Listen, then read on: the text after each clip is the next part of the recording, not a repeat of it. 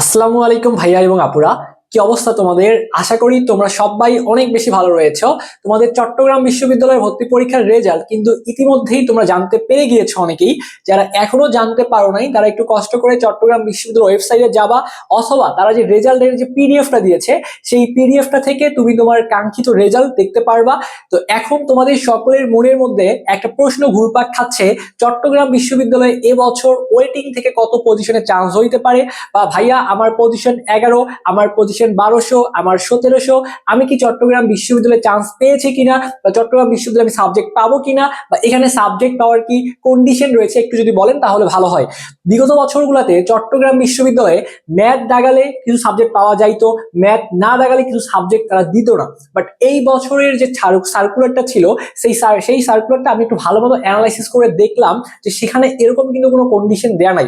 আমার ভুলও হইতে পারে, বাট যদি কোনো কন্ডিশন তোমরা কখনো দেখতে পাও সেটা এই ভিডিওর নিচে কমেন্ট করো। বাট আমার অ্যানালাইসিসে আমি যতটুকু দেখতে পারলাম চট্টগ্রাম বিশ্ববিদ্যালয় এবছর বিগত বছরগুলোর মতো কোনো কন্ডিশন রাখে নাই যে ম্যাথ না অ্যান্সার করলে এই সাবজেক্ট দিব না, বায়োলজি অ্যান্সার না করলে এই সাবজেক্ট দিব না। তারা শুধুমাত্র যে কন্ডিশনগুলো রাখছে এইচএসসি পরীক্ষাকে বেস করে তারা কিছু কন্ডিশন রাখছে যে এইচএসসি পরীক্ষায় তোমার ফিজিক্সে এত মার্ক থাকা, এত পয়েন্ট থাকা লাগবে, তুমি ফার্মেসি নিয়ে পড়ার জন্য তোমার ফিজিক্সে এত পয়েন্ট থাকা লাগবে, তোমার কেমিস্ট্রিতে এত পয়েন্ট থাকা লাগবে, এরকম কিছু কন্ডিশন তারা জুড়ে দিয়েছে। তো আমি সেই কন্ডিশনগুলো তোমাদের সাথে শেয়ার করার চেষ্টা করব। অ্যাট দ্য সেম টাইম কত পজিশনে থাকলে তুমি মোটামুটি নাকে তেল দিয়ে ঘুমাইতে পারবা যে ভাইয়া আমার চট্টগ্রাম বিশ্ববিদ্যালয়ে চান্স হয়ে গিয়েছে, এই ব্যাপারগুলো কথাবার্তা বলবো। এবং তোমাদেরকে শুরুতেই যে জিনিসটা বলছিলাম, এবছর কিন্তু চট্টগ্রাম বিশ্ববিদ্যালয়ে কাটমার্কটা কমে আসবে।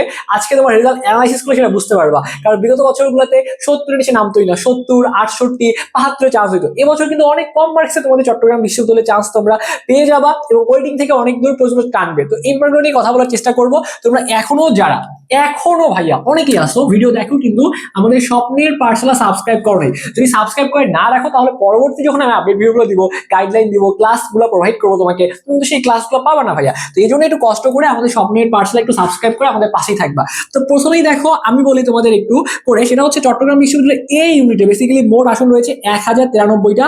এখানে যেহেতু শুধুমাত্র বিজ্ঞান বিভাগের শিক্ষার্থীরাই আবেদন করতে পারে বা পরীক্ষায় বসতে পারে, তো তাদের জন্য 1093টা আসন বরাদ্দ রয়েছে।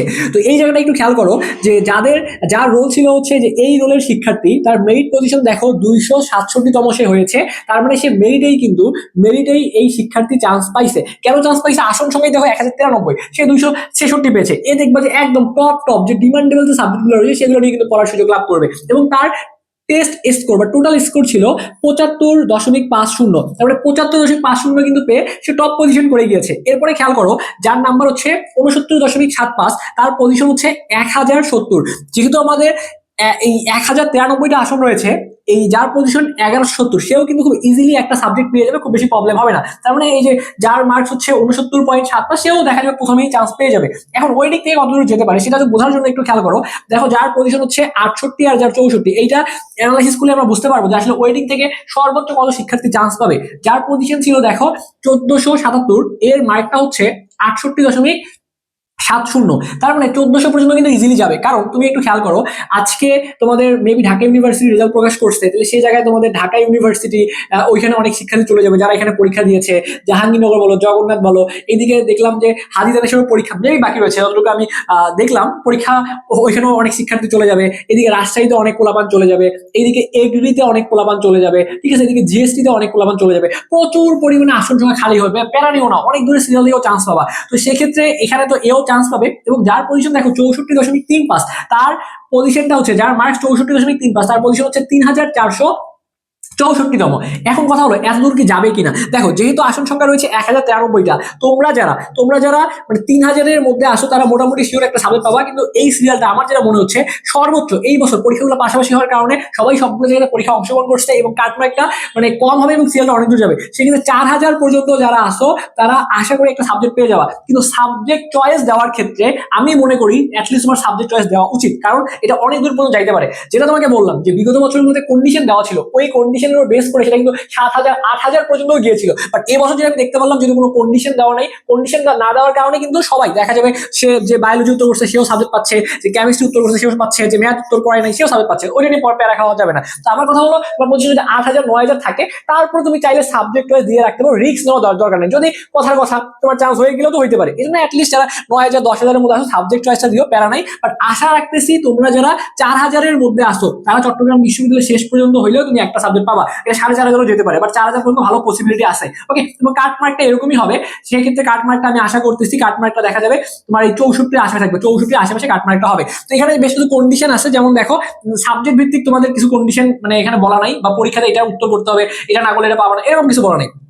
জাস্ট বলা আছে সিএসসি সাবজেক্টটা নিয়ে পড়ার জন্য তোমাদের এইচএসসি পরীক্ষার এইচএসসি যে রেজাল্ট ছিল, ওইখানে ম্যাথের মধ্যে 4 পয়েন্ট থাকা লাগবে, ফিজিক্সের মধ্যে 4 থাকা লাগবে। ফার্মেসি সাবজেক্ট নিয়ে পড়ার জন্য ম্যাথ ফিজিক্সে 3.50, কেমিস্ট্রিতে 4 থাকা লাগবে, বায়োলজিতে 4 থাকা লাগবে। ফিজিক্স নিয়ে পড়ার জন্য ম্যাথ ফিজিক্সে ম্যাথেও 3 থাকা লাগবে, ফিজিক্সেও 3 থাকা লাগবে। ম্যাথ নিয়ে পড়ার জন্য এইচএসসি ম্যাথেও 3 থাকা লাগবে। এগুলো সবগুলো হচ্ছে এইচএসসি এর তোমার হচ্ছে রেজাল্টের কন্ডিশন। এরকম আরো কিছু বেশ কিছু কন্ডিশন দেওয়া রয়েছে।